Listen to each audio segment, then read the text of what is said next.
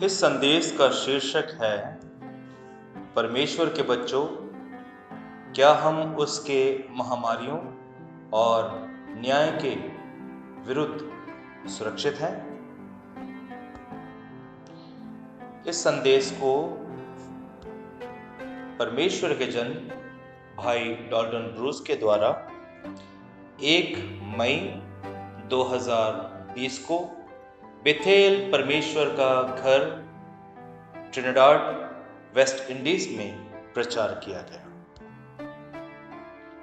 यहाँ पर यह लेख डी है जो अभी भी जो यहाँ पर धोखा चल रहा है उस पर विचार कर रहा है, और यह लेख पवित्र आत्मा वचन है। यह लेख पवित्र आत्मा के संबंध में है। परमेश्वर के बच्चों, क्या हमने बड़े ध्यान दे के यह विचार किया है? जिन्होंने बड़े ही प्यार से इन विचारों को सुनते रहे और थोड़ी सी जो सलाह उनको दी गई है उसे सुना होगा। यहाँ तक कि यह 5 मूर्ख कुंवारियां और 5 समझदार कुंवारियों के लिए भी था। अब 5 मूर्ख कुंवारियों और 5 समझदार कुंवारियों के बीच में जो अंतर था वो यह था, 5 समझदार जो कुंवारियां थी उन्होंने अपनी मशालों में तेल लिया, और जो 5 मूर्ख कुंवारियां थी उन्होंने यह सोचा कि जो उनकी कुप्पी में तेल है वो दूल्हे को मिलने के लिए काफी है। अब 5 मूर्ख कुंवारियों के दरमियान और 5 समझदार कुंवारियों के दरमियान जो समस्या थी वो तेल की समस्या थी। और सारे पवित्र शास्त्र में तेल पवित्र आत्मा को दर्शाता है।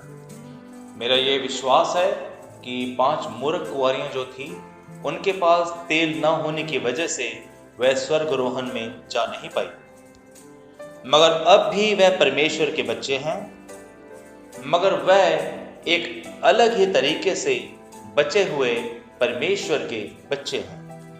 वह दुल्हन से बाहर जो लोग हैं उनके झुंड में वो आने वाले बचे हुए लोग हैं। उनको अपनी अविश्वास को दूर करने के लिए और अपने पापों को शुद्ध करने के लिए काफी समय दिया जाएगा, जो उन्होंने सोदोम और गमोरा से लेकर के अपने पास रखे हुए थे। और प्रकाशित वाक्य 13वें अध्याय के मुताबिक अगर वह दरिंदे का निशान अपने ऊपर में नहीं लेते हैं तो फिर उन्हें श्वेत सिंहासन के सामने उन्हें अनंत जीवन दिया जाएगा। मगर वो क्या बात थी जिन्होंने इन्हें समझदार कुंवारी बनाया, जो एक लोगों का झुंड था? वह विश्वासी लोग जो परमेश्वर के पुत्र और पुत्रियां थी। किन बातों ने इन्हें समझदार बनाया? अब समझ ही आपको समझदार बनाती है। वह लोग पवित्र आत्मा के बपतिस्मे के प्रति, परमेश्वर की मोहर के प्रति बुद्धिमान थे। उन्होंने कभी भी इस बात को इस तरीके से नहीं लिया कि उनके पास पवित्र आत्मा वचन के द्वारा या सिर्फ कपकपी के द्वारा या फिर अन्य भाषा बोलने के द्वारा या फिर आत्मा के फलों को प्रकट करने के द्वारा है। नहीं, उन्होंने अपने आप को उन लोगों की तरह से समझदार बनाया जिस तरह के वह लोग उन पेंतिकोस्त के दिनों में थे। जैसे कि बहुतेरे उस ऊपर के कमरे में नहीं आए और वह वहां से यह सोच करके चले गए कि वह तो पहले से ही तैयार हैं, मगर उन सब में से 120 जन जो थे वह समझदार थे और वह परमेश्वर के वचन के लिए बुद्धिमान थे, और वह ये जानते थे कि उनके पास वह परमेश्वर का वचन है और वह वचन पर विश्वास करते हैं। मगर महान ज्ञान ने उन्हें आकर बताया कि उन्हें पेंतेकोस्त तक जाने की जरूरत है। जैसे कि परमेश्वर ने जैसे कि प्रभु ने इसकी आज्ञा दी थी, यरूशलेम में ठहरे रहो जब तक आप ऊपर से सामर्थ को हासिल ना कर लो। उन्हें पता था कि वचन एक बात है जो कि बहुत महान है, जो कि शक्तिशाली है, मगर वे ये जानते थे कि पेंतिकोस्त के दिन जब सामर्थ 120 लोगों के ऊपर आई, तब ही वह प्रभु यीशु मसीह के गवाह ठहरे थे, जैसे कि उसने उन्हें हुक्म दिया था, आज्ञा दी थी। क्या हमें एक विश्वासी होने के नाते अपनी आंखों को खोलना नहीं चाहिए और वचनों की जांच पड़ताल करनी नहीं चाहिए, और वैसे ही हम ना करें जैसा प्रभु यीशु मसीह ने हमें कहा है करने के लिए? या फिर हम किसी सिद्धांत के पीछे जाएं, या फिर किसी अपने प्यारे भाई के पीछे जाएं, या फिर हम किसी अनुवाद के पीछे जाएं जिसके पास पहले ही समझ की कमी हो, और वह ये सोचते हों कि परमेश्वर के मसा किए हुए सेवादारों के पास परमेश्वर का बहाल किया हुआ वचन सुनने की वजह से उसके पास पवित्र आत्मा है, और यह वचन इतना गतिशील है और इतना शक्तिशाली है, इसलिए वह इसे पवित्र आत्मा की मोहर और पवित्र आत्मा का बपतिस्मा कहकर मानता है। अगर यह किसी के लिए ठोकर का कारण बनता है तो मैं आपसे माफी चाहता हूं। मैं उन वचन के विश्वासियों को बोल रहा हूं जो सुनना चाहते हैं कि यह आदमी विश्वास करने वालों के साथ यह चिन्ह होंगे, और कई लिखतों के बारे में भी जिनको हम विश्वासी लोग बाइबल में कई सालों से पढ़ते हुए आ रहे हैं, और बाइबल की सारी उदाहरणाओं को छोड़ करके आगे निकल गया है। और वह कहता है कि पहले परमेश्वर का वचन और उसके बाद में सामर्थ। मगर चेले यह विश्वास करते थे कि पहले प्रभु यीशु है, उसके बाद सामर्थ आती है। पिछले समयों में परमेश्वर की मोहर को हासिल करने का यही एक तरीका था। कि मेरे विश्वासी भाइयों, क्या आप इस अनुवाद के साथ जो कहता है कि वचन ही पवित्र आत्मा है और यह बिना किसी सामर्थ के है, क्या उसके साथ हमारा न्याय करोगे? क्योंकि बाइबल में तो यह वादा किया गया है, और हमारे प्रभु यीशु मसीह ने भी खुद ये कहा है कि विश्वास करने वालों के साथ यह चिन्ह होंगे। और कई ऐसे वचन जिनको हम विश्वासी कई सालों से बाइबल में पढ़ते हुए आ रहे हैं, क्या आप हमें सिखा सकते हो बजाय इसके कि हम आपको सिखाएं? क्या अच्छे भाई या किसी बहन के साथ में यह कहना अच्छी बात नहीं है? और वो कहें कि हमने क्योंकि एक मसा किए हुए प्रचारक को सुना है, इसलिए प्रभु की मोहर हमारे ऊपर में है। हम तो ठोस सच्चाई सुनना चाहते हैं। मगर अगर हमारा बड़ा भाई मसा किया हुआ इस तरह के शिक्षा को सिखाएगा, तो फिर क्या यह शिक्षा परमेश्वर के लोगों को नाश नहीं करेगी? अब पेंतिकोस्त के दिन से पहले हमारा प्रभु यीशु मसीह जाने वाला था, और वह विश्वासी लोग यह कह सकते थे कि हमारे पास में तो पहले से ही पवित्र आत्मा है, क्योंकि हम वचन पर विश्वास करते हैं, हम खुशखबरी के ऊपर में विश्वास करते हैं। मगर वह लोग विश्वासी थे और उन्होंने ऐसा नहीं किया। उन्होंने प्रभु की आज्ञा मानी, जिसमें कहा गया था कि यरूशलेम में ठहरे रहो, और वह सारे के सारे पवित्र आत्मा से भर गए और उनको सामर्थ मिली ताकि वह प्रभु की सेवा करें। परमेश्वर के बच्चों, बाइबल के विश्वासियों, सच्चाई को मानने वाले विश्वासियों, क्या लोगों की तरफ से दी गई हुई इस शिक्षा पर विश्वास करना एक धोखा नहीं है? चाहे एक आदमी अपने लिए इस बात का विश्वास करता हो, मगर सबसे खतरनाक बात यह है कि इस शिक्षा को बड़ी सामर्थ के साथ और हमारे विश्वासियों तक और भीड़ तक पहुंचाना, और यह कहना कि जो वचन आपके अंदर है यही परमेश्वर की मोहर है, और बाकी वादों के साथ में वायदियों के साथ में पवित्र आत्मा का बपतिस्मा है, तब उसके बाद कई हजारों और कई लाखों लोग या फिर कुछ लोग इसके ऊपर विश्वास करेंगे। क्या यह मूर्ख कुंवारियों के काम नहीं है जिन्होंने इसे इसी ढंग से लिया? किसी आदमी ने, कुछ नेताओं ने, कुछ महान शक्तिशाली और प्रभावी आदमियों ने जरूर ही मूर्ख कुंवारियों को बताया होगा कि अभी आपके पास में पवित्र आत्मा है, क्योंकि आप लोग उस वचन पर विश्वास करते हो जो आपने दूल्हे से सुना है। दोस्तों, क्या यह इसी तरीके से घटित हुआ? मैं नहीं जानता हूं, मगर मैं उस प्रगटीकरण को देख रहा हूं जिसकी वजह से मूर्ख कुंवारियों ने तेल लेने के लिए मना किया, तेल लेना ना चाहा।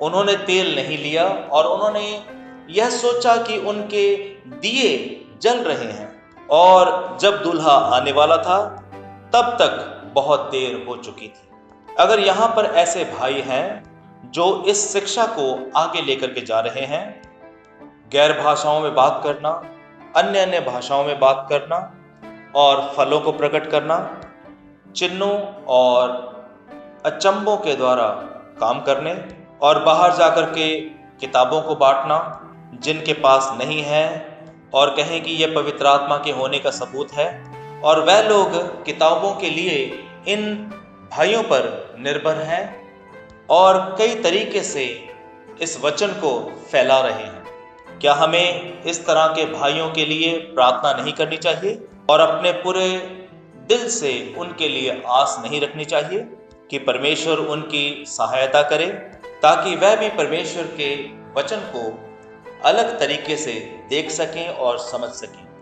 और उस भाई के लिए विश्वास करो जैसे हम भी उन सब के लिए विश्वास कर रहे हैं जिन्हें भरमाया गया है, ताकि वह भी अपने सिखाने वालों के पास जाने के द्वारा, अपने अगुवाओं के पास में जाने के द्वारा और परमेश्वर के मसा किए हुए वचन पर, परमेश्वर के अभिषिक्त वचन के ऊपर ध्यान देंगे और वह परमेश्वर के सारे वचन के ऊपर में और सारी लिखतों के ऊपर में ध्यान देंगे और वह अपने सारे सिखाने वालों के पीछे चलेंगे, चाहे वो किसी भी पद में रह करके कार्य को कर रहे हैं।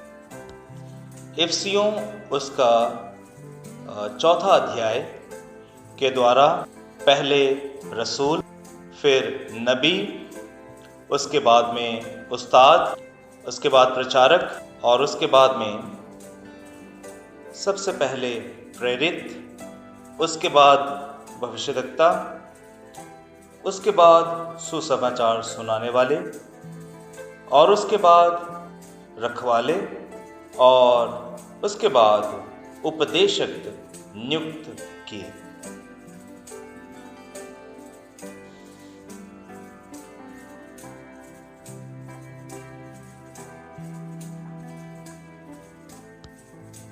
और वह ये समझेंगे कि अगर आपके पास परमेश्वर की मुहर है और अगर आपके पास पवित्र आत्मा का बहाया जाना है, जिस तरह की उनके पास उन दिनों पेंतिकोस्त के दिनों में उनके पास था, तब ये जरूरी है कि ये अद्भुत काम, चिन्ह, चमत्कार परमेश्वर के वचन के पीछे पीछे चलेंगे। आइए अब हम ऐसे लोगों के लिए प्रार्थना करें। आइए हम ऐसे महान अगुवाई करने वाले लोगों के लिए प्रार्थना करें ताकि वह परमेश्वर के बच्चों की सही अगुवाई कर सकें, ताकि हम स्वर्गरोहण में कहीं छूट ना जाएं। और यह वही है जो मूर्ख कुंवारियों के साथ में हुआ था। उन्होंने इसे इस तरह से लिया कि वह बस ठीक ठाक है। क्या उन्होंने कभी सोचा जिस वचन को उन्होंने सुना है कि यह परमेश्वर की मुहर है, और उन्होंने सोचा कि उनके पास काफ़ी मात्रा में तेल है। आपके पास काफ़ी मात्रा में तेल हो सकता है, हम पवित्र शास्त्र में इसका एहसास कर सकते हैं, मगर यह काफ़ी नहीं है। क्योंकि यह तो एक छोटे से रूप में शुरू होता है और यह पहले कमीज के एक बटन के जितना होता है और उसके बाद फिर यह बढ़ता है जैसे कि प्रभु हमें आत्मा और समझ और ज्ञान के साथ और शारीरिक तरीके में भी यह बढ़ता गया और इस तरह बढ़ने के द्वारा और पवित्र आत्मा के फलों को पैदा करने के बाद मगर अभी तक उन्होंने पवित्र आत्मा का बपतिस्मा हासिल नहीं किया, मगर बोले हुए वचन के द्वारा उनका जन्म सही हुआ था, मगर वह बुद्ध ज्ञान और समझ में बढ़ता गया यहाँ तक कि वह गया और ग्रंथियों से सवाल पूछे और वह इसका जवाब नहीं दे पाए और वह बड़े हैरान हुए। सालों के बाद जब एक पीढ़ी गुजर गई और दूसरी पीढ़ी चली गई, तीसरी पीढ़ी चली गई, मगर कई सालों बाद जब 10 साल गुजर गए, 20 साल गुजर गए, फिर 30 साल गुजर गए, मगर अभी तक भी उसने परमेश्वर की उस मोहर को हासिल नहीं किया था। मगर उसके पास वचन था, यीशु के पास वचन था और उसने वचन पर विश्वास किया और उसने अपने पिता परमेश्वर पर भरोसा रखा, मगर अभी तक भी उसने पवित्र आत्मा की मोहर को हासिल नहीं किया था। उसने कोई भी निशान, चिन्ह और अचंभे नहीं किए थे, चमत्कार नहीं किए थे, ना उसने कोई अभी तक बड़े काम किए थे। इसी ही लोगों ने उसे एक परमेश्वर का जन करके, परमेश्वर का एक जन समझ के, मसीह समझकर और परमेश्वर एक आदमी के अंदर छुपा हुआ है जानकर इस तरीके से समझा हो नहीं। मगर वहां पर एक समय आया जब वो यरदन नदी पर गया और परमेश्वर के बच्चों, क्योंकि उसने परमेश्वर की खुशखबरी पर, सुसमाचार पर विश्वास किया और परमेश्वर पर विश्वास करने की वजह से और वचन पर विश्वास करने के 30 साल बाद वह यरदन नदी पर गया और इसके बारे में बड़े स्पष्ट तरीके से मत्ती और उसके 3 अध्याय में लिखा हुआ है और बाकी कई पत्रियों में लिखा है कि उस पर पवित्र आत्मा आया और उसने पवित्र आत्मा का बपतिस्मा पाया और पवित्र आत्मा उसे जंगलों में ले गया और वहां पर उसकी शैतान के परीक्षाओं के द्वारा उसकी परीक्षा ली गई और वहां पर शैतान के द्वारा उसकी परीक्षा ली गई उस पवित्र आत्मा के साथ जो पवित्र आत्मा उसके पास था और परमेश्वर के वचन के साथ जो उसके पास से पिछले 30 साल से था, उसके द्वारा उसने शैतान का सामना किया। क्या विश्वासियों, क्या हमें शैतान का सामना करने के लिए पवित्र आत्मा की जरूरत नहीं? मैं इसका विश्वास करता हूं और ये मैं मानता हूं। इस घड़ी में उन सारी बीमारियों, उन सारी परीक्षाओं और सताओं में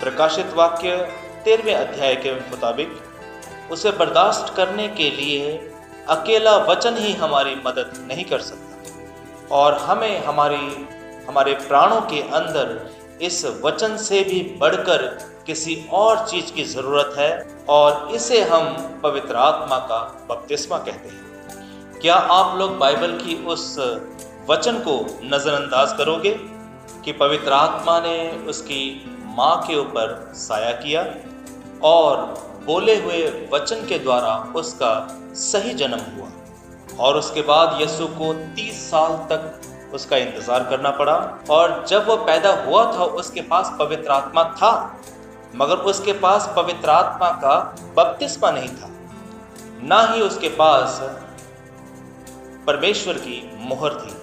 और यही वो चीज है जो आज लोगों को धोखा दे रही है।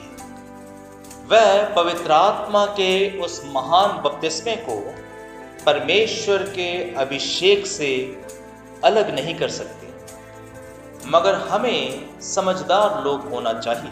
परमेश्वर के मसा किए हुए सेवकों को सुनने के बाद हमें एक बेहतर समझ वाले लोग होना चाहिए। एक महान आदमी जिसने हमारे साथ इसे समझने के लिए बात की कि जन्म एक बात है, जैसे कि यीशु मसीह ने पहले जन्म लिया और सही जन्म लेने के बाद दूसरा लेख है परमेश्वर की सामर्थ, जो कि पवित्र आत्मा का बपतिस्मा है। उदाहरण के तौर पर जैसे यह यीशु के पास था, और दूसरी उदाहरण पेंतेकोस की तरह है। चेलों ने पहले वचन को हासिल किया और वह वचन के द्वारा नए सिरे से उन्होंने जन्म लिया। तब उसके बाद परमेश्वर की वह महान मोहर उनके ऊपर आई और उन सभी लोगों ने पवित्र आत्मा का बपतिस्मा पाया। हाँ, उनके पास पहले पवित्र आत्मा था, मगर उनके पास पेंतेकोस के दिन की तरह पवित्र आत्मा का बपतिस्मा नहीं था। मुझे यह कहने के लिए अफसोस है,